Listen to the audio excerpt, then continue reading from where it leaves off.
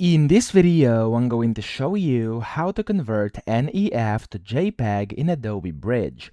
Now, the easiest way to do this is using the Export panel. So you want to go to the top, click on the window, and then you want to select Export over here. So whenever you have a check mark next to it, it's going to pop up down here at the bottom left. Then you have two options. The first one is if you're actually trying to just export once or like twice, you could go and just drag your NEF document or image on here. So just drag and drop it on custom export, and then from here you can scroll down and you can change the image format to JPEG and the extension to JPG.